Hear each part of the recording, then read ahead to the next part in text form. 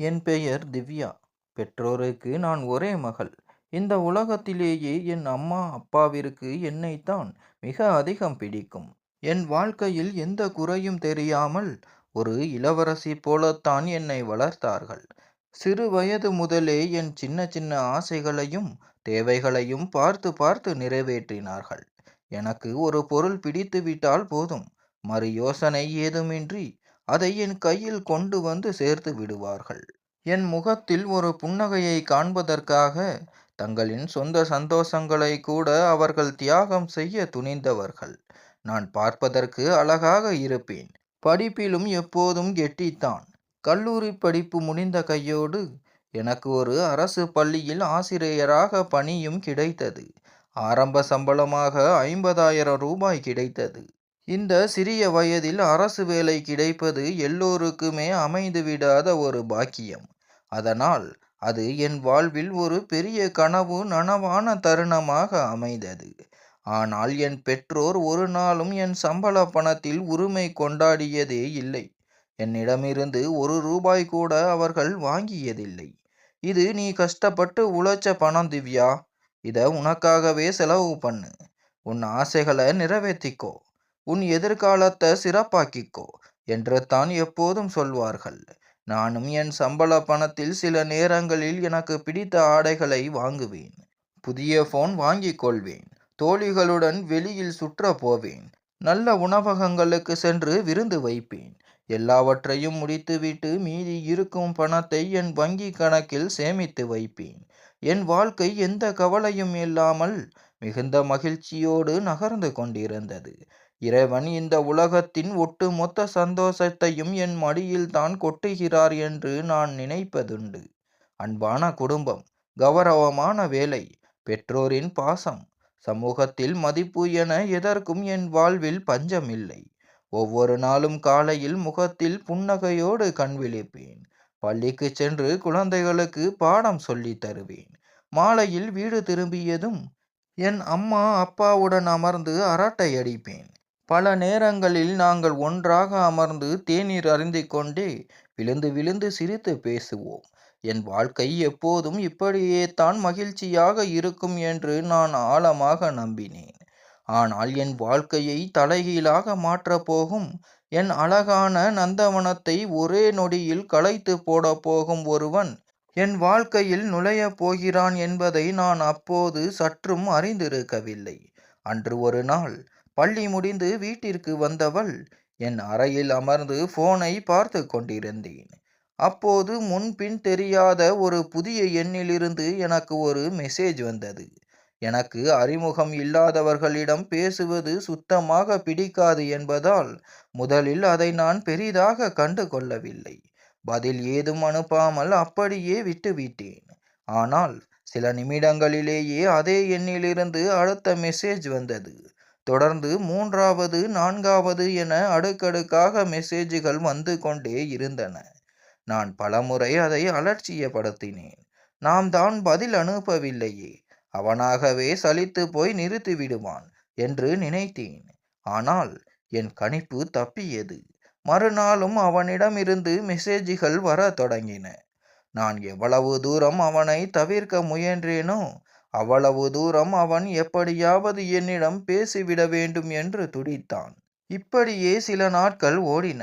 பிறகு ஒரு நாள் என்ன நினைத்தானோ தெரியவில்லை. விதியின் விளையாட்டு என்று தான் சொல்ல வேண்டும். அவனுடைய ஒரு மெசேஜிற்கு நான் பதில் அனுப்பிவிட்டேன். அவன் யாரென்று கேட்டு விடுவோம். ஏன் நம்மை தொந்தரவு செய்கிறான் என்று தெரிந்து கொள்வோம் என்ற எண்ணத்தில் தான் அன்று பதில் அனுப்பினேன். ஆனால் நான் அனுப்பிய அந்த ஒரே பதில் எங்களுக்குள் ஒரு புதிய உரையாடலை தொடங்கி வைத்தது. ஆரம்பத்தில் ஏதோ கடமைக்கு கொஞ்சம் பேசினோம். போக போக அந்த பேச்சு வளரத் தொடங்கியது. அவன் மிகவும் நாகரிகமாகவும் மரியாதையாகவும் பேசினான். எனக்கு தர்ம சங்கடத்தை ஏற்படுத்தும் விதமாக ஒரு வார்த்தை கூட அவனிடமிருந்து வந்ததில்லை. அவன் பேச்சை கேட்டு அவன் ஒரு நல்ல மனிதராக இருப்பாரோ என்று நான் நினைக்கத் தொடங்கினேன். அவன் தன் பெயரை தீபன் என்று அறிமுகப்படுத்திக் கொண்டான். நான் படித்த அதே கல்லூரியில் தான் அவனுடைய தங்கை படிப்பதாகவும், அங்கு என்னை அவன் பலமுறை பார்த்திருப்பதாகவும் கூறினான். எப்படியோ கஷ்டப்பட்டு போன் நம்பரை கண்டுபிடித்து அன்று முதல் என்னிடம் பேச காத்திருப்பதாகச் சொன்னான். எங்கள் நட்பு மெல்ல மெல்ல ஆழமாக மாறத் தொடங்கியது. இப்போது நாங்கள் இருவரும் தினமும் மணிக்கணக்கில் போனில் பேசத் தொடங்கினோம். காலையில் குட் மார்னிங் என்பதில் தொடங்கி இரவில் குட் நைட் சொல்வது வரை எங்கள் பேச்சும் மெசேஜ்களும் நீண்டு கொண்டே போயின. அவன் அன்றைய நாளில் நடக்கும் ஒவ்வொரு சின்ன சின்ன விஷயத்தையும் என்னிடம் பகிர்வான். நானும் என் வாழ்க்கையை பற்றிய எல்லாவற்றையும் அவனிடம் மறைக்காமல் கூறத் தொடங்கினேன். ஒரு நாள் எங்கள் பேச்சு தடைபட்டாலும் அன்றைய தினமே ஏதோ அரைகுறையாக ஏதோ ஒன்றை இழந்தது போல ஒரு தவிப்பு எனக்குள் இருக்கும். மெல்ல மெல்ல அவனது அன்பும் பேச்சும் எனக்குள் ஒரு பழக்கமாகவே மாறிப்போனது. அப்படி ஒரு நாள் தீபன் தன் மனதிலிருந்த மொத்த துணிச்சலையும் திரட்டி என்னிடம் சொன்னான். திவ்யா, எனக்கு உன்னை ரொம்ப பிடிச்சிருக்கு. நான் உன்னை உருகி உருகி காதலிக்கிறேன். உன்னை என் கைப்பிடிச்சு என் மனைவியாக்கிக்கணும்னு ஆசைப்படுறேன். அவன் சொன்னதை கேட்டதும் சில நிமிடங்கள் எனக்கு பேச்சே வரவில்லை. அப்படியே உறைந்து போய்விட்டேன். ஏனெனில் என் வாழ்க்கையில் இப்படி ஒரு சூழலை நான் கற்பனை செய்து கூட பார்த்ததில்லை. ஆனால் என்னை நான் நிதானப்படுத்திக் கொண்டு அவனிடம் தீர்க்கமாகச் சொன்னேன். தீபன், நீங்க என்னை பற்றி நிஜமாகவே தீவிரமா யோசிச்சிருந்தா, உங்களோட எண்ணம் சுத்தமானதா இருந்தா, முறைப்படி உங்க அம்மா அப்பாவை எங்க வீட்டுக்கு பெண் கேட்டு அனுப்பி வைங்க. என் அம்மா அப்பாவுக்கு இந்த வரன் பிடிச்சு அவங்க சம்மதிச்சா எனக்கு எந்த ஆட்சேபனையும் இல்லை. ஏன்னா என் பெற்றோரோட சம்மதம் இல்லாம அவங்க மனசை காயப்படுத்தி நான் எந்த முடிவும் எடுக்க மாட்டேன். தீபன் நான் சொன்னதை மிகவும் உன்னிப்பாக கவனித்தான். எந்த ஒரு வாக்குவாதமும் செய்யாமல் உடனடியாக அதற்கு சம்மதித்தான். உன் நிபந்தனை இதுதான் அப்படின்னா, கண்டிப்பா ரொம்ப சீக்கிரமே என் குடும்பத்தாரோட உங்க வீட்டுக்கு வருவேன் என்று சொன்னவன் சொன்னபடியே வார்த்தையை காப்பாற்றினான். சில நாட்களிலேயே அவனுடைய பெற்றோர் என் வீட்டிற்கு முறைப்படி பெண் கேட்டு வந்தார்கள். என் அம்மாவும் அப்பாவும் அவர்களை இன்முகத்தோடு வரவேற்றார்கள். இரு குடும்பத்தாரும் அமர்ந்து நீண்ட நேரம் பேசிக் கொண்டிருந்தனர். தீபனின் குடும்பத்தார் பழகுவதற்கு மிகவும் நல்லவர்களாக தெரிந்தார்கள். என் பெற்றோருக்கும் இந்த வரனை மிகவும் பிடித்திருந்தது. அவர்கள் என்னிடம் வந்து, திவ்யா, உனக்கு இந்த வரன்ல முழு சம்மதம் தானம்மா? நீ சந்தோஷமா இருக்கியா என்று கேட்டபோது நான் வெட்க புன்னகையோடு தலையசைத்தேன். ஏனெனில் அந்த சமயத்தில் தீபன் ஒரு நல்ல பொறுப்பான புரிந்து கொள்ளக்கூடிய மனிதனாகவே எனக்கு தெரிந்தான். இரு வீட்டாரின் சம்மதத்தோடும் ஆசிர்வாதத்தோடும் எங்கள் திருமணம் நிச்சயம் செய்யப்பட்டது. அன்று எங்கள் வீடு முழுக்க ஒரே கொண்டாட்டம்தான். என் அம்மா அப்பாவின் முகத்தில் அத்தனை சந்தோஷம். எனக்கும் என் வாழ்க்கையின் ஒரு புதிய அழகான அத்தியாயம் தொடங்க போகிறது என்றே தோன்றியது. சில நாட்களிலேயே உற்றார் உறவினர் சூழ முறைப்படி எங்கள் திருமணம் கோலாகலமாக நடந்து முடிந்தது. என் வாழ்நாளில் நான் கண்ட மிக அழகான நாள் அது. வீடு முழுக்க வண்ண விளக்குகளின் அலங்காரம், எங்கு பார்த்தாலும் பந்தல், உறவினர்களின் வருகை என திருவிழா கோலம் பூண்டிருந்தது. தோழிகள் என்னை மணப்பெண்ணாக அலங்கரித்து கொண்டிருந்தார்கள். என் அம்மா என்னை மணக்கோலத்தில் பார்க்கும் போதெல்லாம் நெகிழ்ந்து போய் கண் கலங்கி கொண்டிருந்தாள்.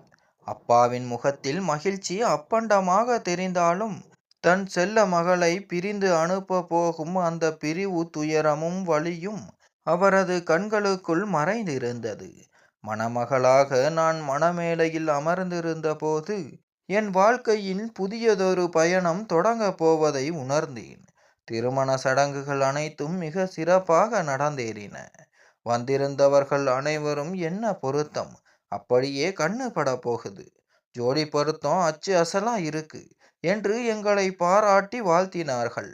திருமணம் முடிந்து புகுந்த வீட்டிற்கு புறப்படும் நேரம் வந்தபோது என் பெற்றோரை கட்டியணைத்து என்னால் அழுகையை கட்டுப்படுத்தவே முடியவில்லை. கதறி அழுது விட்டேன்.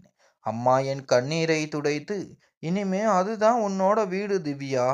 அங்க இருக்கிற எல்லோரையும் மதிச்சு நடக்கணும். அவங்கள உன் சொந்த குடும்பமா நினைச்சு அன்பா பார்த்துக்கோ என்றும் மீண்டும் மீண்டும் அறிவுரை கூறினாள். அப்பாவும் என் தலைமேல் கை வைத்து ஆசீர்வதித்து, எங்க இருந்தாலும் எப்போதும் சந்தோஷமா இருமா, என் செல்ல மகளே என்றார். கண்ணீர் மல்க என் புதிய வீட்டிற்குள் மருமகளாக அடியெடுத்து வைத்தேன். ஆரம்ப நாட்கள் உண்மையிலேயே ஒரு கனவு போல மிகவும் அழகாக கழிந்தன. வீட்டில் உள்ள அனைவரும் என்னிடம் மிகுந்த அன்போடு பழகினார்கள். என் மாமியார் என்னை மருமகளாக பார்க்காமல் தன் சொந்த மகள் போலவே நடத்தினாள். தீபனும் என் மீது அளவு கடந்த அக்கறை காட்டினான். என் வாழ்க்கை முன்னைவிட இன்னும் அழகாக மாறிவிட்டது என்றே நான் நம்பினேன். திருமணத்திற்காக பள்ளியிலிருந்து 10 நாட்கள் மட்டும்தான் என்னால் விடுமுறை எடுக்க முடிந்திருந்தது. அதற்கு மேல் விடுப்பு எடுப்பதும் சுலபமல்ல. அது மட்டுமில்லாமல் மாணவர்களுக்கு பொதுத் தேர்வு நெருங்கிக் கொண்டிருந்ததால் பாடத்திட்டங்களை முடிப்பது ஒரு ஆசிரியையாக என் கடமையாக இருந்தது. அதனால் விடுமுறை முடிந்ததும் மீண்டும் வேலைக்கு செல்வது என்று உறுதியாக இருந்தேன். திருமணம் முடிந்து சில நாட்களிலேயே நான் மீண்டும் என் பழைய நாளுக்கே திரும்பினேன். அதிகாலையிலேயே எழுந்து குளித்து தயாராகி விடுவேன். நேராக சமையலறைக்குச் சென்று என் மாமியாருக்கு உதவியாக வீட்டு வேலைகளை செய்வேன். அனைவருக்கும் தேநீர் தயாரிப்பது, காலை உணவு சமைப்பது என என்னால் முடிந்த அனைத்து வேலைகளையும் முடித்துவிட்டுத்தான் பள்ளிக்கு புறப்படுவேன்.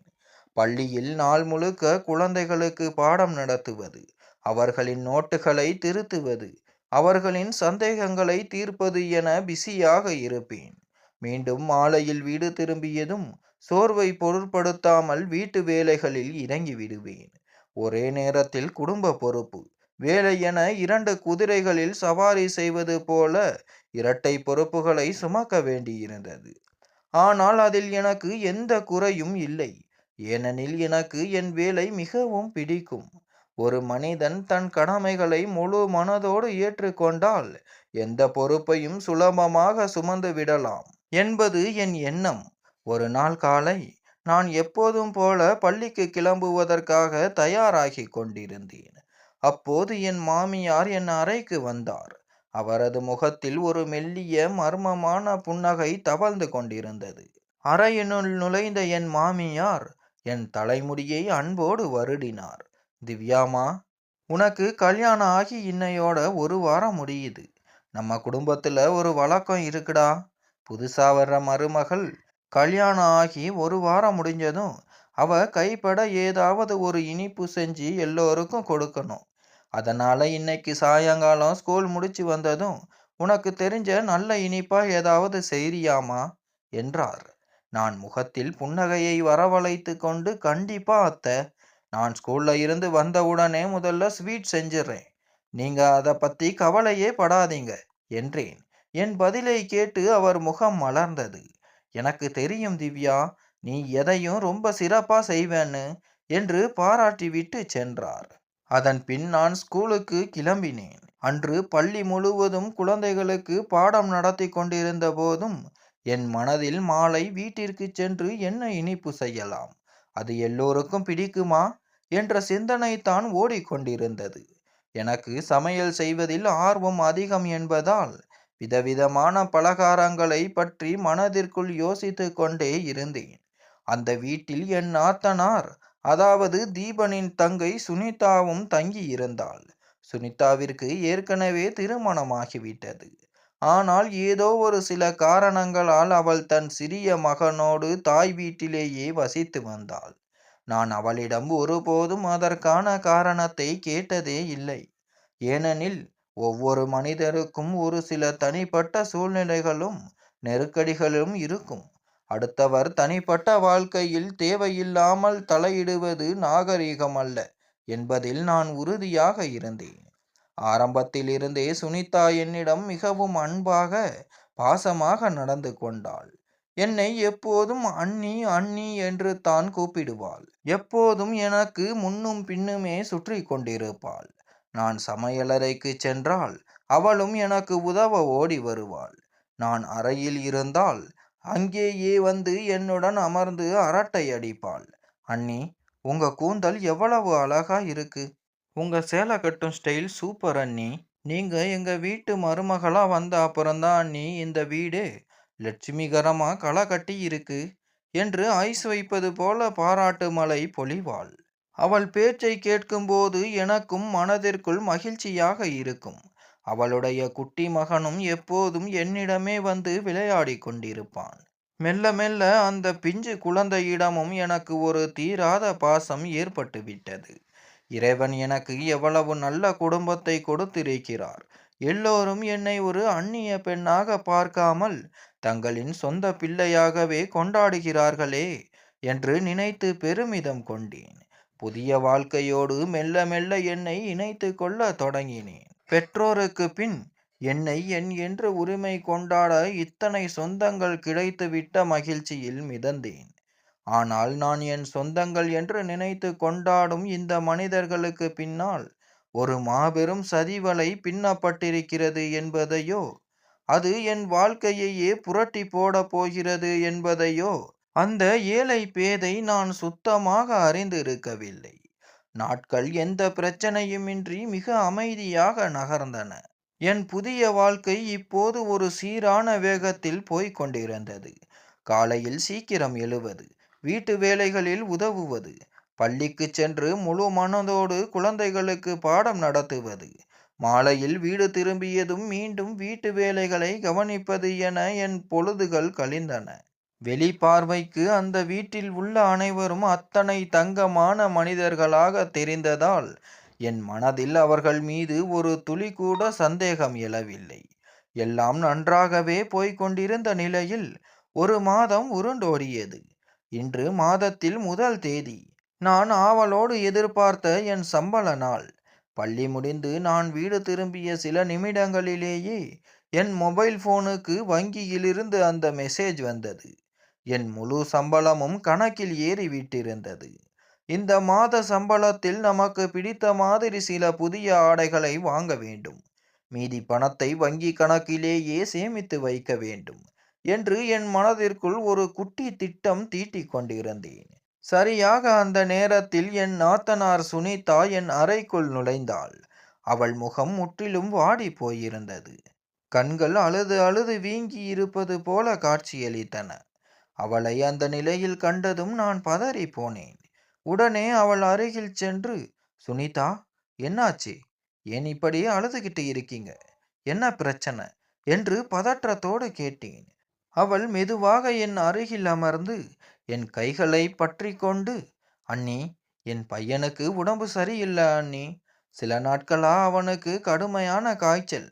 டாக்டர் சில முக்கியமான டெஸ்டுகள் எடுக்க சொல்லியிருக்காங்க. மருந்து மாத்திரைகளும் ரொம்ப விலை அதிகமா இருக்கு அண்ணி. நான் தீபன் கிட்ட கூட பணம் கேட்டேன். ஆனா அவனுக்கு சம்பளம் வர இன்னும் சில நாட்கள் ஆகுமா. அது மட்டும் இல்லாம வீட்ல இப்பதான் கல்யாணம் முடிஞ்சதால ஏகப்பட்ட செலவு. யாருகிட்டயும் கையிருப்பு பணம் இல்ல. நான் என்ன பண்றதுன்னே தெரியாம தவிச்சு நிக்கிறேன் அண்ணி. நீங்க மட்டும் இந்த மாச சம்பள பணத்தை எனக்கு கொடுத்தீங்கன்னா என் பிள்ளைக்கு நல்லபடியா வைத்தியம் பார்த்துடுவேன் அண்ணி என்று கூறி விம்மி விம்மி அழுதாள். அவள் சொன்னதை கேட்டதும் என் இதயம் உருகி போனது. நான் ஒரு ஆசிரியை, குழந்தைகளுக்கு பாடம் கற்பிப்பவள் என்பதால் இயல்பாகவே எனக்கு குழந்தைகள் மீது தனி பாசம் உண்டு. எந்த குழந்தையும் வலியால் துடிப்பதை என்னால் தாங்கிக் கொள்ள முடியாது. அதற்கு மேல் மறு யோசனை ஏதும் செய்யாமல் உடனடியாக என் போனை கையில் எடுத்தேன். நான் சற்றும் தாமதிக்காமல் என் மொபைல் போனை எடுத்து அந்த நிமிடமே என் அந்த முழு மாத சம்பளத்தையும் அவளுடைய வங்கி கணக்கிற்கு அனுப்பி வைத்தேன். பணம் அனுப்பிய செய்தியை பார்த்ததும் அவள் சட்டென்று என் கைகளை பிடித்து கொண்டு, அண்ணி, இன்னைக்கு என் தலைக்கு மேலே இருந்த ஒரு பெரிய பாரத்தை இறக்கி வச்சிட்டீங்க. நீங்க செஞ்ச இந்த உபகாரத்தை என் உசுறு இருக்கிற வரைக்கும் மறக்க மாட்டேன் அண்ணி என்று உணர்ச்சி வசப்பட்டு கூறினாள். அவள் முகத்தில் தெரிந்த நிம்மதியை கண்டதும் என் மனதிற்குள் ஒரு திருப்தி ஏற்பட்டது. என் சம்பள பணத்தால் ஒரு பச்சை குழந்தையின் நோய் குணமாக போகிறது என்றால் அதைவிட ஒரு நல்ல காரியம் வேறு என்ன இருக்க முடியும் என்று எனக்குள்ளேயே நினைத்து கொண்டேன். அவள் மகிழ்ச்சியோடு அங்கிருந்து நகர்ந்தாள். நானும் அந்த விஷயத்தை அப்படியே மறந்துவிட்டேன். ஆனால் அது ஒரு மாபெரும் ஏமாற்று நாடகத்தின் ஆரம்ப புள்ளி மட்டும்தான் என்பது அப்போது இந்த பேதைக்கு தெரிந்திருக்கவில்லை. நாட்கள் வழக்கம் போல உருண்டோடின. என் மாமியார் முன்னை விட என் மீது அதிக அக்கறை காட்டத் தொடங்கினார். என்னிடம் அளவுக்கு அதிகமாக வேலை வாங்குவதே இல்லை. நான் பள்ளியிலிருந்து களைப்பாக வீடு திரும்பினால், "திவ்யாம்மா, ரொம்ப டயர்டா இருக்க போல. முதல்ல கொஞ்சம் ரெஸ்ட் எடு. அப்புறம் மெதுவா மத்த வேலைகள பார்த்துக்கலாம்" என்று அன்பொழுக பேசுவார். என் சின்ன நாத்தனாரும் என்னோடு எப்போதும் சிரித்து பேசி அரட்டை அடித்துக் கொண்டே இருப்பாள். தீபனும் அந்த சமயம் வரை என்னை மிக அருமையாக பார்த்து கொண்டான். என்னிடம் கொஞ்சி பேசி அன்பை பொழிந்தான். நிஜமாகவே நான் கொடுத்து வைத்தவள். இத்தனை நல்ல குடும்பம் யாருக்கு கிடைக்கும் என்று என்னையே நான் எண்ணி வியந்தேன். இப்படியே 2வது மாதமும் ஓடி மறைந்தது. மீண்டும் என் சம்பள நாள் வந்தது. இந்த முறை என் கணக்கில் சம்பள பணம் ஏறியதும் சென்ற மாதம் முழு பணத்தையும் சுனிதாவிடம் கொடுத்து விட்டோம். இந்த மாதமாவது நமக்கு தேவையான சில அத்தியாவசிய பொருட்களை வாங்கிக் கொள்ள வேண்டும் என்று மனதிற்குள் நினைத்து கொண்டிருந்தேன். ஆனால் நான் நினைத்த சில நிமிடங்களிலேயே என் அறைக்குள் நுழைந்தாள் சுனிதா. இந்த முறையும் அவள் முகம் அதே சோகத்தை அப்பிக்கொண்டு காட்சியளித்தது. வந்தவள் நேராக விஷயத்திற்கு வந்தாள். "திவ்யா அண்ணி, நான் மறுபடியும் ஒரு பெரிய கஷ்டத்துல வந்து நிக்கிறேன் அண்ணி. என் பையனோட ஸ்கூல் ஃபீஸ் பல மாசமா கட்டாம பாக்கி இருக்கு. இந்த மாசமும் கட்டலைன்னா ஸ்கூல்ல இருந்து அவனோட பேரை தூக்கிடுவேன்னு சொல்லிட்டாங்க. நான் எவ்வளவோ முயற்சி பண்ணி பார்த்துட்டேன். ஆனா என்கிட்ட பணம் தேறல. நீங்க மட்டும் இந்த மாச சம்பளத்தையும் கொடுத்து உதவுனீங்கன்னா என் புள்ளையோட படிப்பு வீணாகாம தப்பிக்கும் அண்ணி" என்று கைகளை வணங்கினாள். அவள் சொன்னதை கேட்டு நான் சில நொடிகள் மௌனமானேன். என் மனதில் முதன்முறையாக ஒரு தயக்கம் எழுந்தது. இந்த மாதமும் முழு சம்பளத்தையும் கொடுத்து விட்டால் என் சொந்த செலவுக்கு நான் என்ன செய்வேன்? நானும் சில முக்கியமான பொருட்கள் வாங்க வேண்டும் என்று திட்டமிட்டிருந்தேனே என்று என் மனம் யோசித்தது. இந்த முறை வற்புறுத்தி மறுத்துவிடலாமா என்று என் உள்மனது சொன்னது. ஆனால் அடுத்த கணமே அந்த சிறுவனின் முகம் என் கண் முன்னே வந்து நின்றது. நானே ஒரு பள்ளி ஆசிரியை. ஒரு குழந்தைக்கு படிப்பு எவ்வளவு முக்கியம்? கட்டண குறைபாட்டால் ஒரு குழந்தையின் படிப்பு பாதியில் நின்றால் அவனது எதிர்காலமே எப்படி பாழாய் போகும் என்பது எனக்கு நன்றாக தெரியும். அந்த ஒரே ஒரு எண்ணத்தால் என் சுயநலத்தை தள்ளிவிட்டு மீண்டும் என் முழு சம்பளத்தையும் அவளிடம் தூக்கி கொடுத்தேன். அவள் வழக்கம் போல எனக்கு பல நன்றிகளை கூறிவிட்டு முகமலர்ச்சியோடு அங்கிருந்து சென்றாள். அவளுடைய பிள்ளையின் நோய் நொடிக்காகவும் படிப்புக்காகவும் தான் அவளுக்கு பணம் தேவைப்படுகிறது என்று நான் குருட்டுத்தனமாக நம்பிக்கொண்டிருந்தேன். ஆனால் உண்மை முற்றிலும் வேறாக இருந்தது. அவள் தன் மகனின் பெயரை காட்டி என்னிடமிருந்து மாதா மாதம் சம்பள பணத்தை பிடுங்கி அந்த பணத்தில் தன் ஆடம்பர ஆசைகளை நிறைவேற்றி கொண்டிருந்தாள். புது புது ஆடைகள் வாங்குவது, விலையுயர்ந்த நகைகள் வாங்குவது, தன் தோழிகளுடன் வெளியில் சென்று ஊர் சுற்றுவது என என் உழைப்பை தன் சுகபோகங்களுக்காக செலவழித்து கொண்டிருந்தாள். அவளுடைய மகனின் நோயும் பள்ளி கட்டணமும் வெறும் சாக்கு போக்குகள் மட்டுமே. நான் எதையும் யோசிக்காமல் பணத்தை கொடுக்க வேண்டும் என்பதற்காக ஆடப்பட்ட நாடகம் அது. அவளுடைய இந்த நரித்தனமான தந்திரத்தை பற்றி துளி கூட அறியாத நான் அவளை என் சொந்த தங்கை போல நினைத்து ஒவ்வொரு முறையும் அவளது வார்த்தைகளை நம்பி ஏமாந்து கொண்டிருந்தேன். ஒரு நாள் ஞாயிற்றுக்கிழமை காலை தீபன் என்னிடம் வந்தான். "திவ்யா, இன்னைக்கு லீவு நாள் தானே, வா, நாம 2 பேரும் வெளியில எங்கேயாவது போயிட்டு வரலாம்" என்றான். அவன் சொன்னதை கேட்டதும் எனக்குள் ஒரு உற்சாகம் தொற்றிக்கொண்டது. திருமணத்திற்கு பிறகு நாங்கள் இருவரும் தனியாக எங்கும் நிம்மதியாக சென்று வந்ததே இல்லை. நான் உடனே ஆசையோடு ஆடை மாற்றி தயாரானேன். இருவரும் கடை வீதியை நோக்கி புறப்பட்டோம். முதலில் சும்மா சுற்றி பார்த்தோம். பிறகு சில துணிக்கடைகளை வேடிக்கை பார்த்தபடியே ஒரு பெரிய மால் உள்ளே சென்றோம். எங்கு பார்த்தாலும் கடைகள், மக்கள் கூட்டம் என அந்த இடமே அத்தனை அழகாக இருந்தது. அப்படியே நடந்து கொண்டிருந்த ஒரு பெரிய வைர நகைக்கடை எங்கள் கண்ணில் பட்டது. நான் விளையாட்டாக தீபனிடம், "வாங்க, சும்மா உள்ள போய் வேடிக்கை பார்த்துட்டு வரலாம். எதுவும் வாங்க வேண்டாம்" என்றேன். தீபனும் மறுப்பு ஏதும் சொல்லாமல் என்னுடன் உள்ளே வந்தான். அந்த கடைக்குள் அத்தனை கண்கவர் நகைகள் அணிவகுத்து வைக்கப்பட்டிருந்தன. நான் அவற்றை வியப்புடன் பார்த்து கொண்டே வந்தபோது என் கண்கள் ஒரு அழகான வைர மோதிரத்தின் மீது நிலைத்து நின்றன. முதல் பார்வையிலேயே அந்த மோதிரம் என் மனதை கொள்ளையடித்து விட்டது. நான் அங்கிருந்த ஊழியரிடம் இதை நான் கொஞ்சம் விரலில் போட்டு பார்க்கலாமா என்று கேட்டேன். அவரும் புன்னகையோடு அதை என்னிடம் தந்தார். அதை என் விரலில் அணிந்து கண்ணாடியில் பார்த்தபோது என் கைக்கே ஒரு தனி அழகு வந்தது போல இருந்தது. நான் அதை திரும்ப திரும்ப பார்த்து மனதிற்குள் ரசித்தேன். இந்த மோதிரம் மட்டும் நம்மிடம் இருந்தால் எவ்வளவு நன்றாக இருக்கும் என்று என் வாழ்வில் முதன்முறையாக ஒரு ஆசை பிறந்தது. நான் மிகுந்த மகிழ்ச்சியோடு தீபனை பார்த்து, தீபன், இந்த ரிங் எனக்கு ரொம்ப பிடிச்சிருக்கு, நாம இதை வாங்கிடலாமா என்று கேட்டேன். தீபனும் அதற்கு மறுப்போ முகம் சுளிப்போ காட்டாமல் அமைதியாக நின்றான். அவன் அமைதியாக இருப்பதை பார்த்து அவன் எனக்கு அதை ஆசையாக பரிசளிக்கப் போகிறான் என்று நான் தவறாக புரிந்து கொண்டேன்.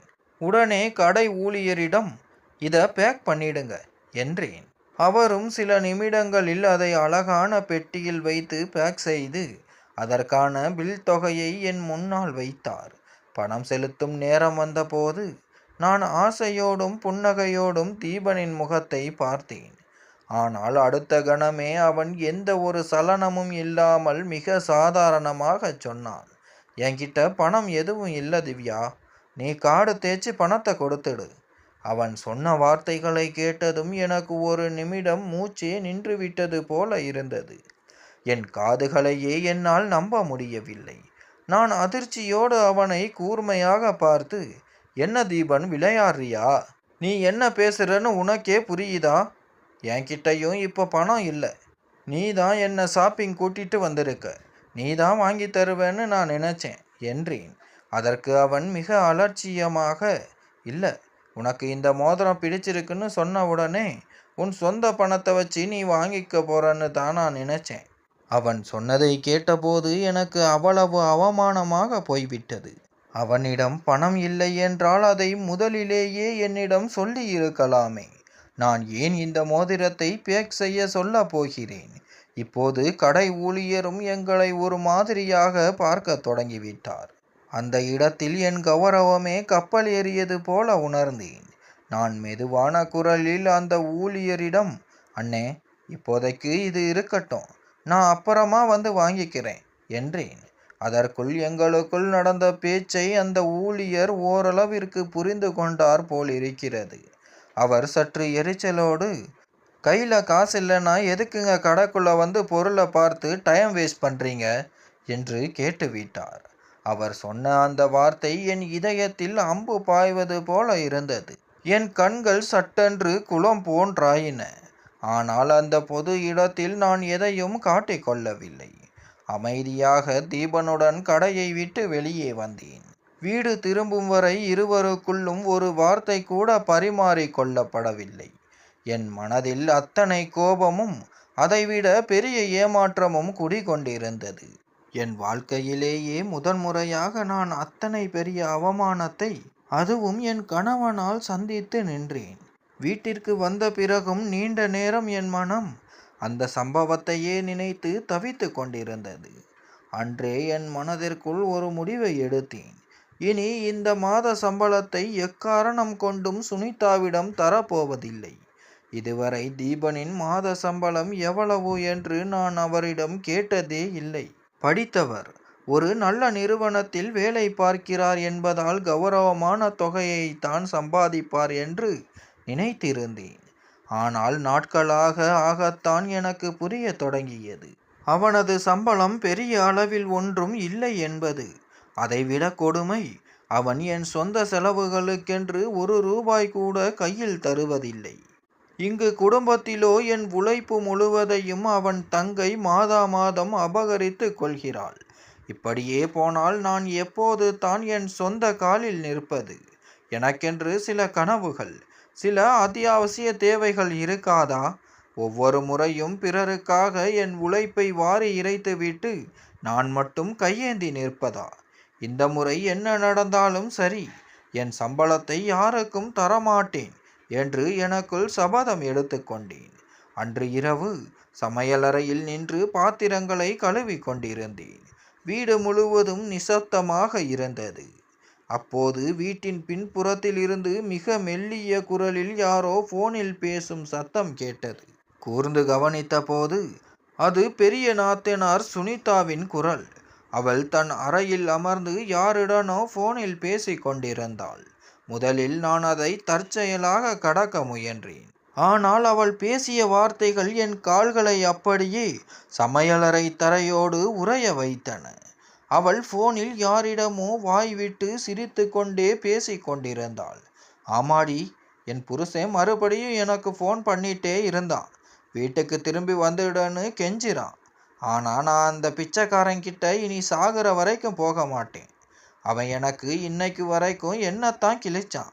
என் புகுந்த வீட்டில் கிடைக்காத சொகுசெல்லாம் இப்போ என் பிறந்த வீட்டில் எனக்கு கிடைக்குது தெரியுமா? இங்கே ஒரு லூசு அண்ணி இருக்காடி. அவ மாசமானா அவளோட முழு சம்பளத்தையும் என் கையில் கொண்டு வந்து கொட்டிடுவா.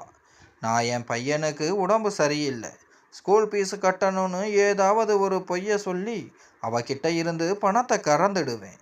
அந்த பணத்தை வச்சு தான் இப்போ நான் செம்ம லக்ஸரி லைஃப் வாழ்ந்துட்டு இருக்கேன்.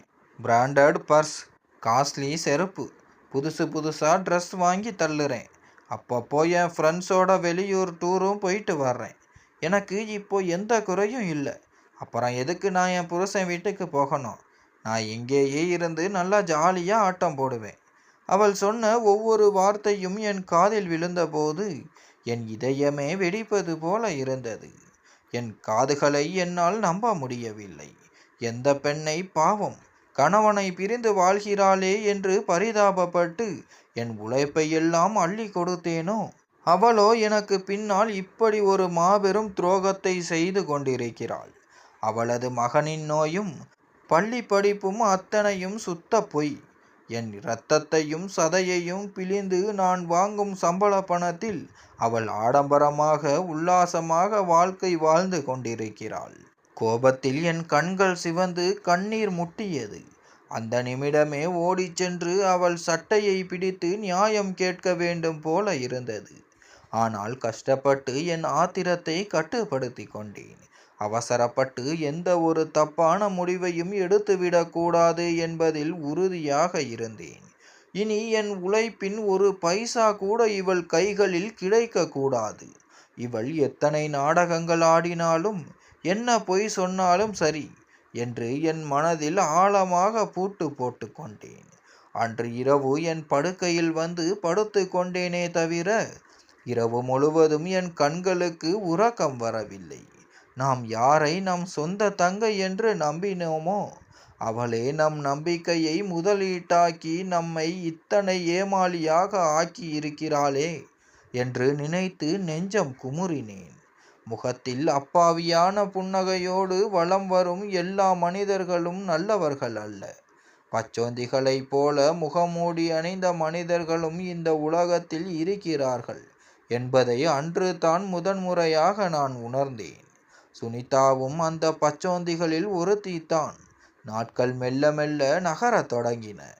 என் மனதை நான் இரும்பை போல மாற்றிக்கொண்டேன்.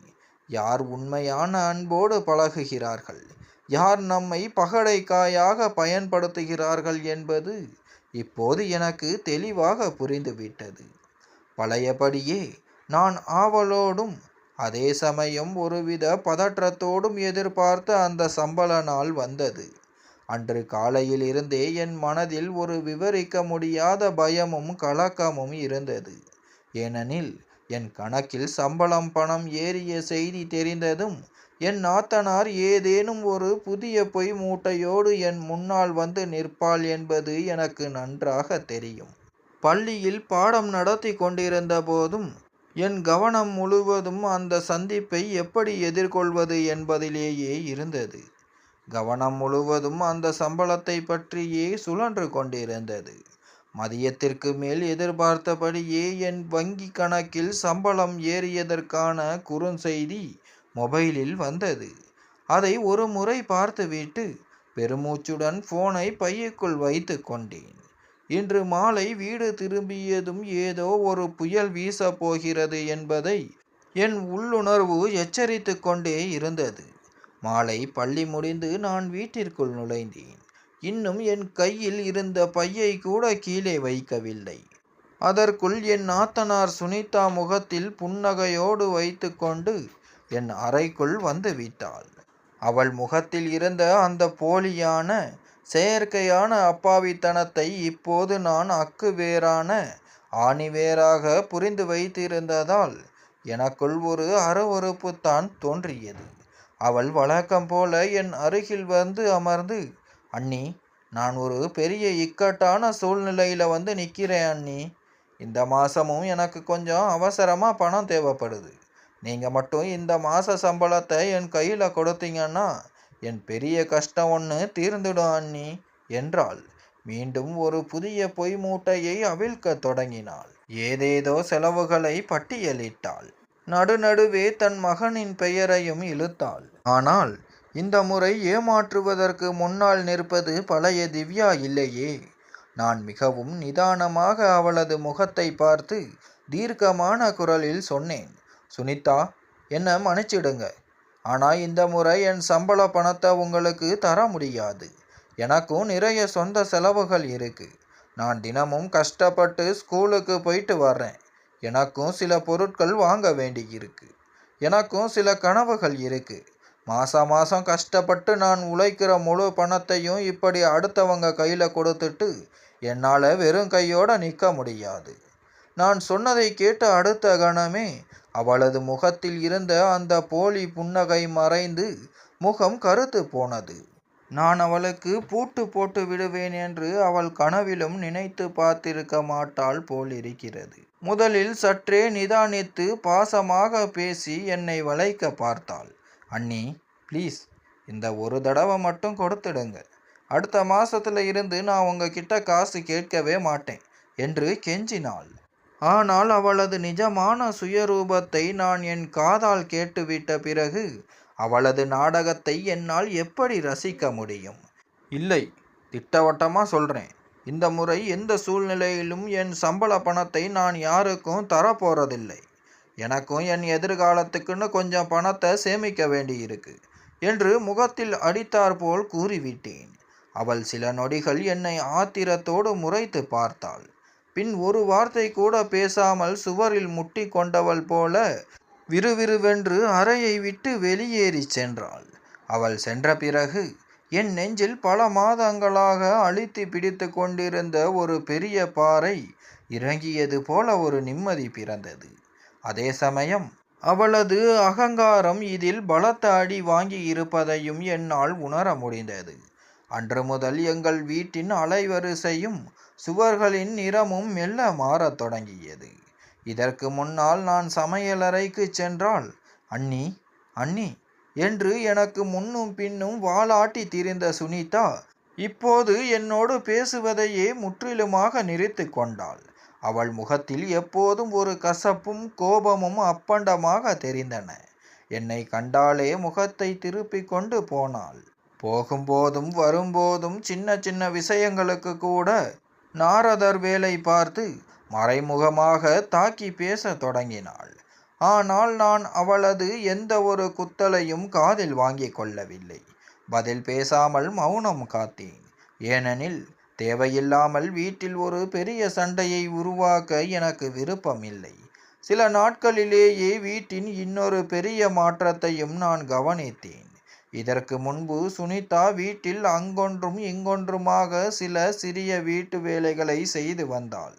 ஆனால் எப்போது நான் அவளுக்கு பணம் தர மறுத்தேனோ அன்று முதல் வீட்டின் எந்த ஒரு வேலைக்கும் அவள் கையை வைப்பதே இல்லை என்று பிடிவாதமாக இருந்து விட்டாள். நாள் முழுக்க தன் அறைக்குள்ளேயே முடங்கி கிடப்பதும் மொபைல் போனை நோண்டுவதுமே அவளது வேலையாக இருந்தது. அதனால் வீட்டின் ஒட்டுமொத்த வேலை சுமையும் என் மாமியாரின் தோள்களில் வந்து விழுந்தது. என் மாமியாருக்கு வயதாகி விட்ட போதிலும் அவர் யாரிடமும் எந்த குறையும் சொல்லாமல் அமைதியாக வீட்டின் அத்தனை வேலைகளையும் இழுத்து போட்டு செய்து கொண்டிருந்தார். அவர் அப்படி தளர்ந்த நடையோடு கஷ்டப்படுவதை பார்க்கும்போது என் மனதிற்குள் பெரும் வேதனையாக இருக்கும். நான் பள்ளியிலிருந்து உடலும் மனமும் சோர்ந்து வீடு திரும்புவேன்.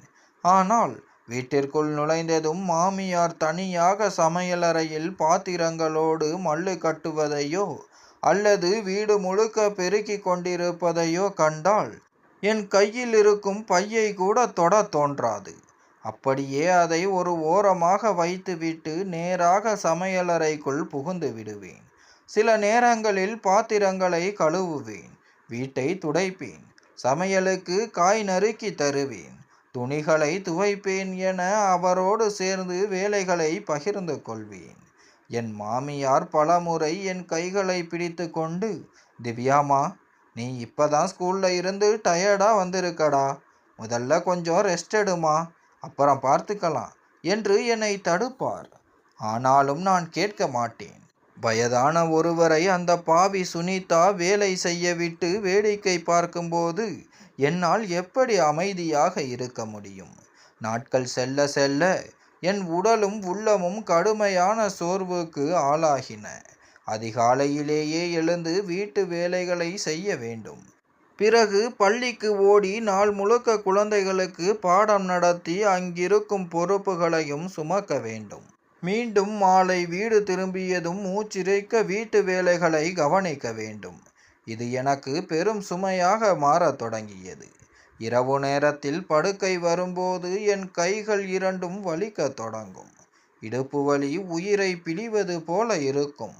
கால்களில் கடுமையான வலியால் சரியாக எழுந்து நிற்க கூட முடியாத அளவிற்கு உடல் நலிவடைந்தது. இருப்பினும் நான் யாரிடமும் ஒரு வார்த்தை கூட என் வலியை காட்டிக் கொள்ளாமல் எல்லாவற்றையும் சகித்து கொண்டு செய்தேன். ஏனெனில் நானும் கையை விரித்துவிட்டால் அந்த வயதான மாமியார் தனியாக எப்படி குடும்பத்தை சுமப்பார் என்ற மனிதாபிமானம் எனக்குள் இருந்தது. ஒவ்வொரு நாளும் நான் சோர்வோடும் களைப்போடும் வலம் வர தொடங்கினேன். என் முகத்தில் எப்போதும் குடிகொண்டிருந்த அந்த அழகான புன்னகை மெல்ல மெல்ல மங்கி மறைந்து போனது. என் உடல் நலத்திலோ என் மனதின் பாரத்திலோ யாருக்கும் எந்த அக்கறையும் இல்லை. திவ்யா இவ்வளவு வேலை செய்கிறாளே, அவள் எவ்வளவு சோர்ந்து இருப்பாள் என்ற சின்னஞ்சிறு சிந்தனை கூட அந்த குடும்பத்தில் யாருக்கும் தோன்றவில்லை. மாறாக ஒவ்வொரு நாளும் என் சுமை கூடிக்கொண்டே சென்றது. என் வாழ்க்கை முன்னைவிட பன்மடங்கு கடினமாகிவிட்டது. இனி வரும் நாட்கள் இன்னும் மோசமாக போகிறது என்பது மட்டும் எனக்கு தெளிவாக புரிந்தது. எல்லாம் ஒரு அன்றாட வழக்கமாக மாறிப்போனது. நான் எவ்வளவு முயன்றும் எவ்வளவு வேலை செய்தும் என் உழைப்பை யாரும் அங்கீகரிக்கவில்லை. ஒரு நாள் அதிகாலையில் வழக்கத்தை விட சீக்கிரம் எழுந்து பள்ளிக்கு கிளம்ப தயாரானேன். பசியோடு சமையலறைக்கு சென்று எனக்கென்று ஏதாவது இருக்கிறதா என்று பார்த்தேன். ஆனால் அங்கே எனக்கான உணவு எதுவுமே மிஞ்சி இருக்கவில்லை. காய்கறிகள் தீர்ந்திருந்தனர், சப்பாத்திகள் காலியாகி இருந்தன. பலமுறை இப்படி உணவின்றி வெறும் வயிற்றோடு பள்ளிக்கு செல்ல வேண்டிய சூழல் ஏற்பட்டது. தற்செயலாக இப்படி நடந்திருக்குமோ என்று முதலில் நினைத்தேன். ஆனால் அதுவே தினசரி நிகழ்வாக மாறியபோது இது யாரோ ஒருவரால் வேண்டுமென்றே திட்டமிட்டு செய்யப்படும் செயல் என்பது எனக்கு புரிய தொடங்கியது. மறுபுறம் அந்த சுனிதா, அவள் என் நிழலை கண்டாலே கிண்டல் செய்ய தொடங்கிவிட்டாள். நான் எவ்வளவு தான் உழைத்தாலும் அவளுக்கு அதில் குறைகள் மட்டுமே தெரிந்தன.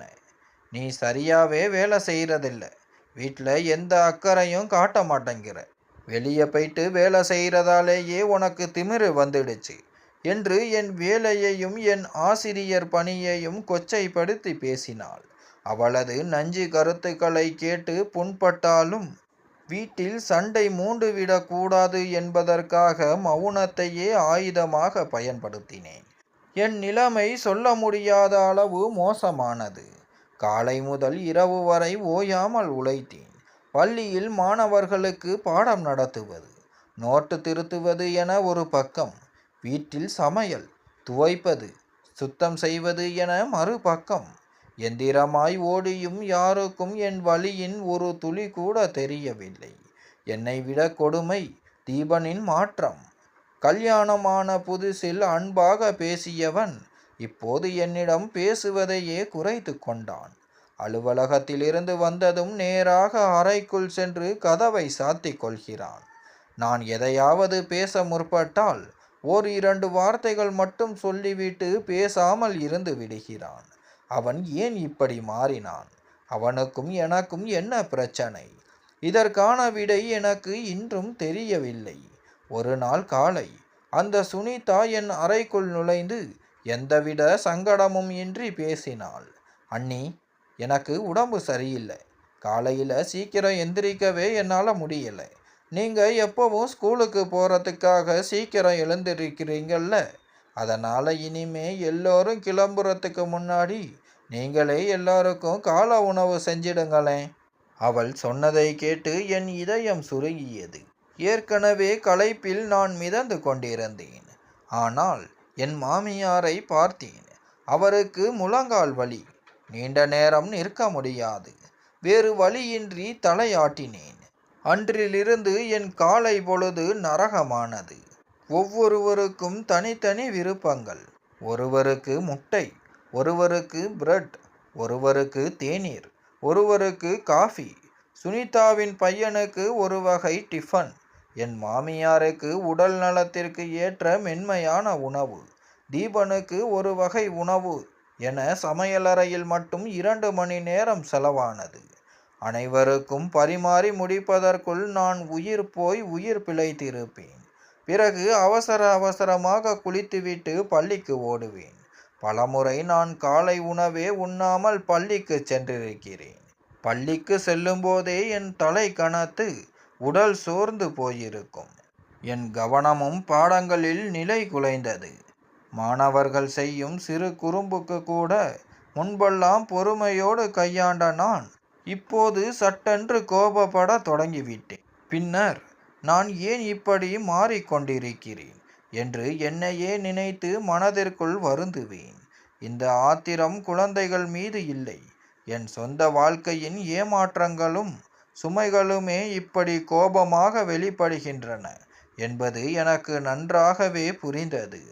ஒவ்வொரு நாளும் எனக்குள் நானே கொஞ்சம் கொஞ்சமாக உடைந்து கொண்டிருந்தேன். இருந்தாலும் யாரிடமும் என் குறையை சொல்லவில்லை. என்றாவது ஒரு நாள் எல்லாம் சரியாகிவிடும் என்ற ஒரு குருட்டு நம்பிக்கை எனக்குள் இருந்தது. ஆனால் என் சோதனைகள் இத்தோடு முடியவில்லை. என் வாழ்க்கையின் மிக கடுமையான காலகட்டம் இனிதான் தொடங்கப் போகிறது என்பதை நான் அப்போது அறிந்திருக்கவில்லை. என் புகுந்த வீட்டில் நடக்கும் இந்த சித்திரவதைகளை பற்றி என் பெற்றோருக்கு நான் ஒரு வார்த்தை கூட சொல்லவில்லை. என் உண்மையான நிலை தெரிந்தால் அவர்கள் தாங்க மாட்டார்கள், பதறி போவார்கள் என்பது எனக்கு தெரியும். அவர்கள் எப்போதும் என்னை ஒரு புன்னகை அரசியாகத்தான் பார்த்திருக்கிறார்கள். என் குறைகளால் அவர்களின் தூக்கம் கெடுவதை நான் விரும்பவில்லை. அதனால் ஒவ்வொரு முறையும் அம்மா ஃபோன் செய்யும் போதெல்லாம் என் தொண்டையை நனைத்து கொண்டு சிரித்தபடியே பேசுவேன். ஆமாம்மா, நான் இங்கே ரொம்ப சந்தோஷமாக இருக்கேன். வீட்டில் எல்லோரும் என்னை ரொம்ப நல்லா பார்த்துக்கிறாங்கம்மா. அம்மாவும் என் போலி புன்னகையை நிஜமென்று நம்பி நிம்மதியடைவாள். ஆனால் என் இதயத்தின் ஆழத்தில் எத்தனை இரத்த கண்ணீர் உறைந்திருக்கிறது என்பது எனக்கு மட்டுமே தெரிந்த ரகசியம். நாட்கள் செல்ல செல்ல என் உடலில் சோர்வு எல்லையை கடந்தது. அதிகாலையில் எழுவது என்பது என் உடலுக்கு ஒரு சித்திரவதையாக மாறியது. இரவு வெகு நேரம் வரை வீட்டு வேலைகளை செய்துவிட்டு அதிகாலை இருட்டோடு எழுந்து ஆளுக்கு தனித்தனியாக பலகாரங்கள் சமைப்பது என் சக்திக்கு அப்பாற்பட்டதாக இருந்தது.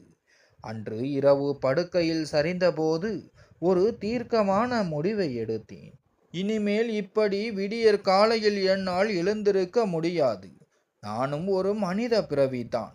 ஓய்வில்லாமல் ஓடிக்கொண்டே இருக்க நான் ஒன்றும் எந்திரம் கிடையாது. இனி எனக்கான நேரத்தில் மட்டும்தான் எழுந்திருப்பேன். தயாராகி பள்ளிக்கு செல்வேன். என்னால் எவ்வளவு முடியுமோ அவ்வளவு வேலைகளை மட்டும் செய்வேன். மறுநாள் காலை நான் வேண்டுமென்றே படுக்கையை விட்டு எழாமல் படுத்திருந்தேன். வெளியில் சமையலறையிலிருந்து பாத்திரங்கள் உருளும் சத்தமும் கிசுகிசுப்புகளும் கேட்டன. நான் அதை கண்டு கொள்ளாமல் போர்வையை போர்த்தி கொண்டேன். சிறிது நேரத்தில் என் அறை வாசலுக்கு வந்த நாத்தனார் சுனிதா கதவை அதிரும்படி தட்டினாள். அண்ணி, எந்திருங்க, எவ்வளவு நேரம்தான் தூங்குவீங்க என்று சத்தமான குரலில் கத்தினாள். அவள் கத்துவதை கேட்டும் நான் அசையவில்லை, பதிலும் சொல்லவில்லை. தீபன் என் அருகில் தான் தூங்கிக் கொண்டிருந்தான். வெளியில் என்ன நடக்கிறது என்றே தெரியாமல் அவன் பாட்டுக்கு குரட்டை விட்டு கொண்டிருந்தான். நானும் எழுவதற்கு எந்த அவசரமும் காட்டவில்லை.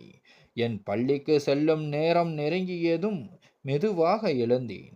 நிதானமாக குளித்து உடை மாற்றி என் பையை எடுத்துக்கொண்டு அறையை விட்டு வெளியே வந்தேன். நான் வாசலை நெருங்குவதற்குள் சுனிதா அசுர வேகத்தில் வந்து என் முன்னால் மல்லுக்கு நின்றாள்.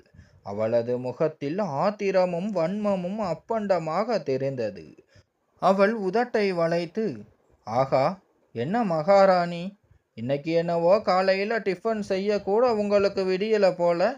என் புள்ள இன்னைக்கு ஒன்றும் சாப்பிடாமலேயே ஸ்கூலுக்கு போகணுமா என்று சத்தமாக கத்தி கொட்டினாள். ஆனால் இந்த முறை அவளது மிரட்டலுக்கு நான் அஞ்சவில்லை. அவளது கண்களை நேருக்கு நேர் கூர்மையாக பார்த்தபடி மிக அமைதியான ஆனால் அழுத்தமான குரலில் சொன்னேன், சுனிதா, உங்களுக்குன்னு சொந்தமா 2 கைகள் இருக்குல்ல. நீங்க நினைச்சா உங்க பையனுக்கு சமைச்சு போடலாம். இல்ல, ஒருவேளை உங்களுக்கு சமைக்கிறதே மறந்து போயிடுச்சா? நான் அப்படி திருப்பி கேட்பேன் என்று அவள் எதிர்பார்த்திருக்க மாட்டாள். அதிர்ச்சியில் அவளது வாய் அப்படியே அடைத்து போனது. திருமணமான இந்த இத்தனை மாதங்களில் அவளுக்கு நான் தந்த முதல் பதிலடி இதுதான். அது அவளது அகங்காரத்தை ஈட்டியாய் துளைத்தது. அருகில் என் மாமியார் நின்று கொண்டிருந்தார். அவர் எப்போதும் அமைதியாக இருப்பவர் என்பதால் இப்போதும் எதற்கும் வாய் திறக்கவில்லை. நான் அதற்கு மேல் அங்கு நின்று வீண் விவாதம் செய்ய விரும்பாமல் என் பையை தூக்கி கொண்டு நேராக பள்ளிக்கு புறப்பட்டேன். செல்லும் வழியெல்லாம் இனி என்ன நடந்தாலும் சரி, என் உழைப்பையும் என் சுயமரியாதையும் நான் யாருக்காகவும் விட்டு கொடுக்க கூடாது என்று எனக்குள் சபதம் செய்து கொண்டேன். பள்ளிக்கு சென்றதும் காலையிலிருந்து எதுவும் சாப்பிடாததால் நேராக கேண்டீனுக்கு சென்று ஏதோ ஒன்றை சாப்பிட்டு பசியை ஆற்றிக்கொண்டேன். பள்ளி நேரம் முழுவதும் என் கவனம் சிதறியது. மாலை வீட்டிற்கு சென்றால் என்ன நடக்குமோ? சுனிதா இன்னும் ஆத்திரத்தில் இருப்பாள். வீட்டிற்குள் நுழைந்ததும் ஏதேனும் ஒரு புதிய பூகம்பத்தை கிளப்புவாள் என்று என் மனம் அஞ்சியது. மாலை பள்ளி முடிந்து ஒருவித நடுக்கத்துடனேயே வீட்டிற்குள் நுழைந்தேன். ஆனால் அங்கே எனக்கு காத்திருந்த அதிர்ச்சி முற்றிலும் வேறானது. வீட்டின் சூழல் வியக்கத்தக்க வகையில் அமைதியாக இருந்தது. சுனிதா கோபமாக இருப்பாள் என்று நினைத்தால் அவளோ எந்த ஒரு சலனமும் இன்றி மிக சாந்தமாக அமர்ந்திருந்தாள். சுனிதாவின் முகத்தில் ஒரு மர்மமான புன்னகை தவழ்ந்து கொண்டிருந்தது. அதை தற்செயலாக பார்த்த எனக்குள் ஒரு விசித்திரமான அச்சுறுத்தல் ஏற்பட்டது. நான் எதுவும் பேசாமல் அமைதியாக என் பையை கொண்டு போய் என் அறையில் வைத்துவிட்டு வந்து அமர்ந்தேன். சிறிது நேரத்திற்கு பின் அவள் எந்தவித தயக்கமும் இன்றி தானே என் அருகில் தேடி வந்தாள். அத்தனை பாசத்தை கொட்டி, அண்ணி, ரொம்ப டயர்டா இருக்கீங்க போல, உங்களுக்கு குடிக்க தண்ணி கொண்டு வரவா, இல்லை ஒரு கப் டீ போட்டு தரவா என்று மிக இனிமையாக கேட்டாள். காலையில் அத்தனை ஆத்திரத்தோடு கத்தியவளா இப்போது இப்படி பேசுகிறாள்? அவளது அந்த அதீத பாசம் எனக்குள் ஒரு நெருடலை ஏற்படுத்தியது. நான் அவளது முகத்தை பார்த்து, இல்லை சுனிதா, எனக்கு எதுவும் வேண்டாம், நான் நல்லாத்தான் இருக்கேன் என்றேன். அவள் சில நிமிடங்கள் என் அருகிலேயே அமர்ந்திருந்தாள். பிறகு மெதுவாக என் கைகளை பிடித்து கொண்டு தன் குரலை தாழ்த்தி, அண்ணி, இந்த மாதமும் உங்கள் சம்பள பணத்தை எனக்கு கொடுத்து உதவுனீங்கன்னா ரொம்ப புண்ணியமாக போகும் அண்ணி. நான் இப்போ ரொம்ப இக்கட்டான ஒரு சூழ்நிலையில் மாட்டிக்கிட்டு இருக்கேன். எனக்கு கொஞ்சம் அவசரமாக பணம் தேவைப்படுது என்று தன் பழைய பல்லவியை தொடங்கினாள்.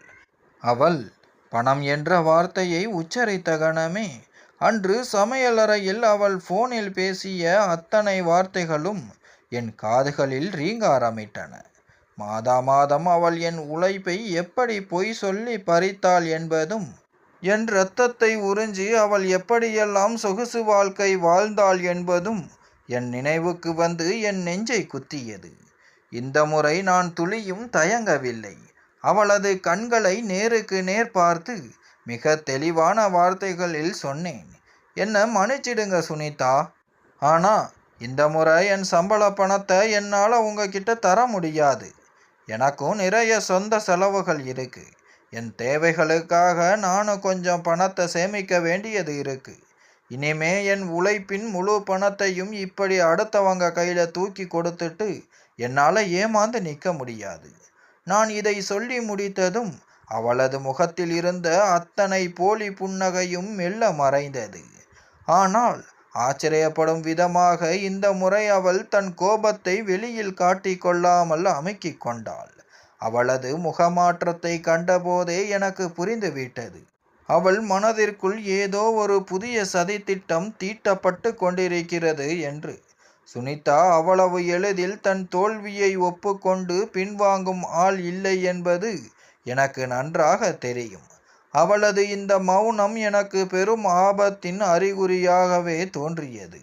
கண்டிப்பாக அவள் தீபனை எனக்கு எதிராக திருப்பி என் மீது வன்மத்தை கக்க வைக்கப் போகிறாள் என்பதை என் உள்ளுணர்வு எச்சரித்தது. நான் அதற்கு மேல் அவளிடம் எதுவும் பேசாமல் என் வேலைகளை கவனிக்கச் சென்றேன். அன்று மாலை நான் வீட்டின் மற்றொரு அறையை சுத்தம் செய்து கொண்டிருந்தேன். அப்போது தீபன் அலுவலகத்திலிருந்து வீட்டிற்கு திரும்பினான். அவன் வாசலுக்குள் நுழைந்த அடுத்த நொடியே சுனிதா ஓடிச் சென்று அவனை வழியிலேயே மறைத்து கொண்டாள். இருவரும் நேராக எங்கள் அறைக்குள் செல்வதை நான் தூரத்தில் இருந்து கவனித்தேன். எனக்கு ஏதோ சரியில்லை என்று தோன்றியதால் மெல்ல நடந்து சென்று என் அறை கதவின் அருகே நின்றேன். கதவு முழுமையாக மூடப்படாமல் சற்றே திறந்து இருந்ததால் உள்ளே அவர்கள் பேசிய ஒவ்வொரு வார்த்தையும் என் காதுகளில் தெளிவாக விழுந்தது. சுனிதா அழுது வடிவது போல போலியான குரலை மாற்றி தீபனிடம் அடுக்கடுக்கான பொய்களை கட்டவிழ்த்து கொண்டிருந்தாள். தீபன், இன்னைக்கு அம்மாவுக்கு முழங்கால் வலி ரொம்ப அதிகமாயிடுச்சுடா. அவங்களால எந்திரிக்க கூட முடியல. உடம்பு ரொம்ப நலிஞ்சு போயிட்டாங்க. அவங்கள உடனே டாக்டர் கிட்ட கூட்டிட்டு போகலான்னு தான் நான் நினைச்சேன். ஆனால் என்கிட்ட ஒரு பைசா கூட இல்லை. அதனால் உன் பொண்டாட்டிக்கிட்ட இந்த மாதம் சம்பளத்தை கொடு. அண்ணா ஆஃபீஸில் இருந்து வந்தவுடனே வாங்கி தர்றேன்னு கெஞ்சி கேட்டேன். ஆனால் அவள் முகத்தில் அடித்த மாதிரி முடியாதுன்னு சொல்லிட்டாடா. அவளுக்கு உன் அம்மா மேலேயும் அக்கறை இல்லை, இந்த குடும்பத்து மேலேயும் பாசம் இல்லை. அவளுக்கு அவள் பணம் தான் பெருசு. கல்யாணம் ஆன புதுசில் இருந்த திவ்யா இப்போ இல்லைடா. அவள் ரொம்ப மாறிட்டா. மனசு முழுக்க திமிரு ஏறி போய் இருக்கு. வாசலில் நின்று இதை கேட்டு கொண்டிருந்த எனக்கு கோபத்தின் உடம்பு நடுங்கியது. ஒரு மனிதரால் இத்தனை அப்பண்டமாக அணு அணுவாக பொய் பேச முடியுமா? அன்று என் மாமியாருக்கு அப்படி எந்த ஒரு வழியும் இல்லை. அவர் நலமாகத்தான் இருந்தார். என்னிடமும் அவர் சிகிச்சைக்கு பணம் என்று ஒரு வார்த்தை கூட கேட்கவில்லை. ஆனால் சுனிதா எவ்வளவு சாதுரியமாக கதையை மாற்றி தீபனின் மனதில் என் மீது நஞ்சை விதைத்து கொண்டிருந்தாள். சிறிது நேரத்தில் அவள் அறையை விட்டு வெளியே வந்தாள். அவளது முகத்தில் ஒரு நரித்தனமான புன்னகை பளிச்சிட்டது. தீபனை தனக்கு சாதகமாக மாற்றிவிட்டோம் என்ற மட்டற்ற மகிழ்ச்சி அவளது நடையிலேயே தெரிந்தது. நான் அப்படியே நின்று கொண்டிருந்த போது உள்ளே இருந்து தீபனின் அதட்டலான குரல் கேட்டது. திவ்யா, உள்ளவா. நான் மெதுவான அடிகளோடு அறைக்குள் சென்றேன். நான் உள்ளே சென்ற அடுத்த கணமே தீபன் என் பக்க நியாயம் என்னவென்று கேட்க கூட முற்படாமல் என்னை நோக்கி கத்தத் தொடங்கினான். அவனது கண்கள் கோபத்தில் சிவந்தன. உன்கிட்ட இருந்து நான் இப்படி ஒரு கீழ்த்தரமான குணத்தை எதிர்பார்க்கவே இல்லை திவ்யா. நீ இவ்வளவு குறுகிய புத்தி உள்ளவளா இருப்பன்னு நான் கனவுல கூட நினைக்கல.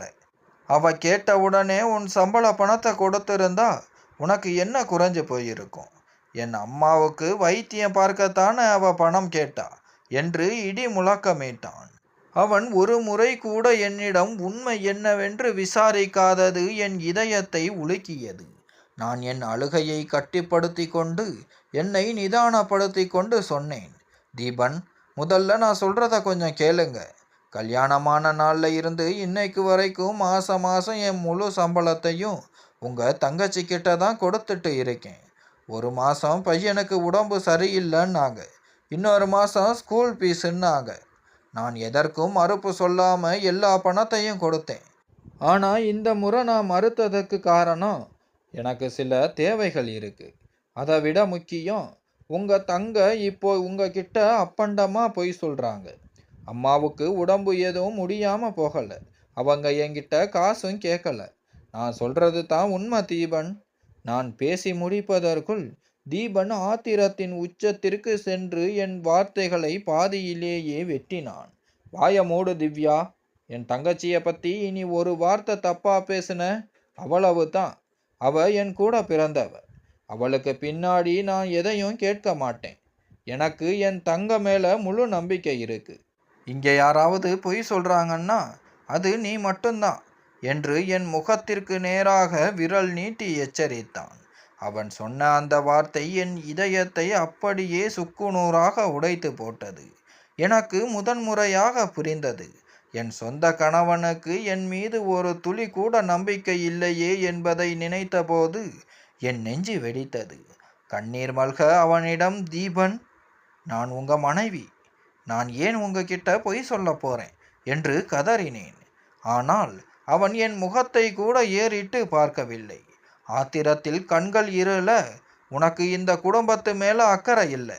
உன்னால இந்த சின்ன தொகையை கூட கொடுக்க முடியாதுன்னா நீ இந்த வீட்டில் இருக்கவே தகுதி இல்லாதவ. முதல்ல இந்த வீட்டை விட்டு வெளியே போ. உன்கிட்ட இருந்து நான் இதை எதிர்பார்க்கவே இல்லை என்று கத்தினான். அவன் சொன்ன வார்த்தைகளை கேட்டதும் என் கண்களிலிருந்து கண்ணீர் அருவியாக கொட்டியது. அவன் என்னை எப்படியும் தடுத்து நிறுத்துவான், தன் தவறை உணர்வான் என்று ஒரு கணம் அங்கே விம்மி அழுது கொண்டே நின்றேன். ஆனால் அப்படியொன்றும் நடக்கவில்லை. அவன் கோபத்தோடு முகத்தை திருப்பிக் கொண்டு நின்றான்.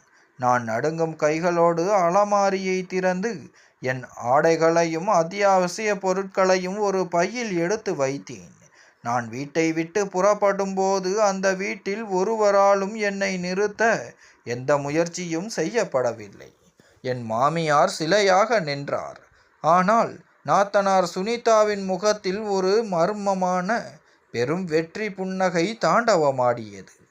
கனத்த இதயத்தோடும் தள்ளாடும் கால்களோடும் அந்த வீட்டின் படி இறங்கினேன். செல்லும் வழியெல்லாம் என் அழுகை நிற்கவே இல்லை. நான் அப்படி என்ன தவறு செய்து விட்டேன்? கஷ்டப்பட்டு உழைத்த என் சம்பள பணத்தை எனக்காக வைத்திருக்க நினைத்தது அத்தனை பெரிய குற்றமா? அதற்கு எனக்கு கிடைத்த பரிசு இந்த துரத்தலா என்று என் மனம் குடைந்தது. நெடுநேர பயணத்திற்கு பிறகு என் பெற்றோர் வீட்டிற்கு சென்றடைந்தேன். கதவை திறந்த என் அம்மா என் கோலத்தை பார்த்ததும் முகத்தின் இரத்த ஓட்டமே நின்றது போல உறைந்து போனாள். அப்பாவும் பதறி அடித்து கொண்டு ஓடி வந்தார். என்னாச்சு திவ்யாமா, ஏன் இப்படி அழுதுட்டே வர என்று பதற்றமாக கேட்டனர். அதற்கு மேல் என்னால் என்னை கட்டுப்படுத்த முடியவில்லை. அம்மாவை கட்டி அணைத்து கொண்டு ஓவென்று கதறி அழுது விட்டேன்.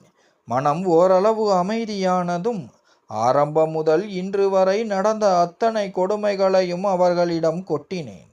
மாதா மாதம் என் சம்பளத்தை சுனிதா எப்படி பறித்தாள், எப்படியெல்லாம் பொய் சொல்லி என்னை ஏமாற்றினாள், இறுதியில் தீபன் என் பக்க நியாயத்தை கேட்காமல் எப்படி வீட்டை விட்டு துரத்தினான் என்பதை எல்லாவற்றையும் சொல்லி முடித்தேன். என் கதையை கேட்ட என் அம்மாவும் அப்பாவும் கண்ணீர் விட்டு அழுதனர். தங்களின் செல்ல மகள் இத்தனை நாட்களாக புகுந்த வீட்டில் நரக வேதனையை அனுபவித்து கொண்டும் தங்களை அனாவசியமாக படுத்தக்கூடாது என்பதற்காக எல்லாவற்றையும் புன்னகையோடு சகித்து கொண்டாளே என்பதை நினைத்து அவர்கள் நெஞ்சம் உருகியது. அப்பா நீண்ட நேரம் மௌனமாக அமர்ந்திருந்தார். அவரது கண்களில் கண்ணீர் கோர்த்திருந்தது.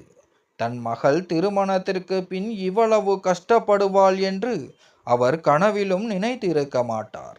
என் தலைமுடி கோதி பாசத்தோடு சொன்னார், என் மகளே, இதையெல்லாம் எப்படிம்மா தனியா சகிச்சுக்கிட்ட? ஏன் என்கிட்ட ஒரு வார்த்தை கூட சொல்லலை? நாங்க உனக்கு அந்நியர்களா? உன் கஷ்டத்துல தோள் கொடுக்க நாங்க இருக்க மாட்டோமா என்றார் விம்மிய குரலில். நான் அப்பாவின் கைகளை பிடித்து கொண்டு, உங்களையும் அம்மாவையும் கஷ்டப்படுத்த கூடாதுன்னு தாப்பா நான் எதையும் சொல்லாம அமைதியா சகிச்சுக்கிட்டேன் என்றேன். அம்மாவும் என் அருகில் வந்து என்னை அணைத்து கொண்டு, பெத்தவங்க இருக்கிறது பிள்ளைகளோட துக்கத்தை பகிர்றதுக்கு தாமா. இதை முதல்லையே சொல்லியிருந்தா இவ்வளவு கொடுமைகளை நீ தனியா அனுபவிச்சிருக்க வேண்டாமே என்றாள். அப்பா என் கைகளை பிடித்து கொண்டு, இனி நீ எதற்கும் கவலைப்படாதே திவ்யா. இந்த வீடு எப்போதும் உன்னோட வீடு தான். நாங்க உயிரோட இருக்கும் வர நீ யார் முன்னாடியும் தலை குனிய வேண்டிய அவசியம் இல்லை. இங்கேயே எங்க கூட இரு. உன் மனசு சம்மதிக்கிற வர நீ அந்த வீட்டிற்கு போக வேண்டியதே இல்லை என்று ஆறுதல் கூறினார். அவர்கள் சொன்ன வார்த்தைகள் என் நெஞ்சில் இருந்த பாரத்தை அப்படியே இறக்கி வைத்தது. நான் அனாதை இல்லை, எனக்கு பின்னால் என் பெற்றோர் இருக்கிறார்கள் என்ற தைரியம் பிறந்தது. சில நாட்கள் உருண்டோடின. நான் பழையபடி என் பெற்றோர் வீட்டிலிருந்து பள்ளிக்கு செல்ல தொடங்கினேன். இப்போது என் தலைமேல் வீட்டின் அத்தனை சுமைகளும் இல்லாததால் என் உடலும் மனமும் மெல்ல தேரத் தொடங்கின. என் முகத்தில் பழைய புன்னகை அரைகுறையாக அரும்பத் தொடங்கியது. இதற்கிடையில் என் மாமியார் 1-2 முறை எனக்கு ஃபோன் செய்தார். திவ்யாமா, வீட்டுக்கு வந்துடுடா, நீ இல்லாம வீடே பாலடைஞ்சு கிடக்கு, உன்னோட நினைவு தான் எப்போதும் இருக்கு என்று பாசத்தோடு அழைத்தார். நான் மிகுந்த மரியாதையோடு, அத்தை, நீங்கள் நல்லவங்கன்னு எனக்கு தெரியும். என்கிட்ட நீங்கள் எப்போதும் அன்பாக தான் இருந்தீங்க. ஆனால் எனக்கு நடந்த அந்த அவமானத்தை என்னால் அவ்வளவு சீக்கிரம் மறக்க முடியலை. அதனால் இப்போதைக்கு என்னால் வர முடியாது என்று மறுத்துவிட்டேன். என் மாமியார் என் முடிவை மதித்தார். என் மீது எந்த கட்டாயமும் ஏற்றவில்லை. உன் மனசு எப்போ மாறுதோ அப்போ இந்த வீட்டு கதவுகள் உனக்காக திறக்குமா என்றார். எனக்கு அவர் மீது மதிப்பு கூடியது. ஏனெனில் இதில் அவர் மீது எந்த தவறும் இல்லை. எல்லாவற்றிற்கும் மூல காரணம் அந்த சுனிதா தான். சில நாட்களுக்கு பிறகு என் மாமியார் என் அப்பாவிற்கும் ஃபோன் செய்து, அண்ணே, திவ்யாவை அனுப்பி வைங்கண்ணே, அவ இல்லாம வீடு நல்லாவே இல்லை என்று வேண்டுகோள் விடுத்தார். ஆனால் அப்பா தெளிவாக, சகோதரி, என் மகளை இனிமேல் அங்கே யாரும் கொடுமைப்படுத்த மாட்டாங்க, அவளை நல்லா பார்த்துப்பாங்கன்ற முழு நம்பிக்கை எனக்கு வர்ற வரைக்கும் நான் அவளை அனுப்ப மாட்டேன். என் மகள் பட்ட கஷ்டங்கள் போதும். மீண்டும் அவளை அதே நகர சூழலுக்குள் என்னால் தள்ள முடியாது என்று கூறி ஃபோனை வைத்தார். அதன் பிறகு இரு குடும்பத்தாருக்கும் இடையே சில காலம் எந்த பேச்சும் இல்லை. காலம் அதன் பாட்டிற்கு ஓடிக்கொண்டிருந்தது. ஒரு நாள் மதிய வேளையில் எங்கள் வீட்டு அழைப்பு மணி ஒலித்தது. அப்பா சென்று கதவை திறந்தபோது அங்கே தீபன் நின்று கொண்டிருந்தான். அவனை கண்டதும் நான் அதிர்ச்சியில் உறைந்தேன். அவனது முகத்தில் எப்போதும் இருக்கும் அந்த போலி அகங்காரமும் திமிரும் இன்று இல்லை. அதற்கு பதிலாக பெரும் குற்ற உணர்ச்சியும் பச்சாதாபமும் அப்பண்டமாக தெரிந்தது. அவன் மெதுவாக உள்ளே வந்து என் முன்னால் தலை குனிந்து நின்றான். அவனது கண்கள் கலங்கி இருந்தன. தாழ்ந்த குரலில் சொன்னான், திவ்யா, என்ன மன்னிச்சிடு. நான் மிக பெரிய தப்பு பண்ணிட்டேன். உண்மை என்னன்னு ஆராயாம உன் பேச்சை நம்பாம உன்னை வீட்டை விட்டு துரத்துனது என் தப்பு. என் தங்கை இத்தனை மாசமா உன்னை ஏமாத்தி என்கிட்டையும் அடுக்கடுக்கா பொய் சொன்ன விஷயம் எனக்கு அப்புறம்தான் தெரிஞ்சது. நான் என் தப்பை உணர்ந்துட்டேன் திவ்யா. சுனிதாவை முறைப்படி அவளோட புகுந்த வீட்டுக்கே அனுப்பி வச்சிட்டேன். இனி நம்ம வீட்டில் பழையபடி எந்த பிரச்சனையும் வராது. நீ தயவு செஞ்சு என் கூட வந்துடு. நாம் ஒரு புதிய வாழ்க்கை தொடங்கலாம்.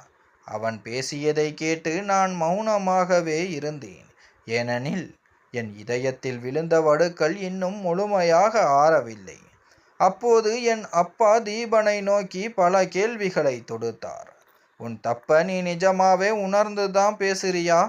இனிமே என் மகள் மீது உனக்கு முழு நம்பிக்கை இருக்குமா அவளுடைய உழைப்பையும் சுயமரியாதையும் நீ மதிப்பியா? தீபன் சற்றும் யோசிக்காமல், ஆமாமாமா, நான் சத்தியம் செய்கிறேன். இனி இப்படி ஒரு தப்பு என் வாழ்நாளில் நடக்காது. திவ்யாவோட உழைப்பின் முழு பணமும் அவளோட கணக்கில் தான் இருக்கும். அதில் அவளுக்கு மட்டும்தான் முழு உரிமை.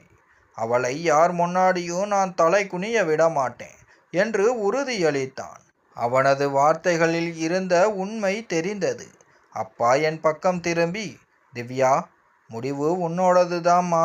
உனக்கு இப்போ விருப்பம் இல்லைன்னா யாரும் உன்னை கட்டாயப்படுத்த மாட்டாங்க. ஆனால் அவனுக்கு ஒரு வாய்ப்பு தரலான்னு நீ நினைச்சா நாங்கள் உன் முடிவுக்கு துணையாக இருப்போம் என்றார். நான் சற்று நேரம் ஆழமாக யோசித்தேன்.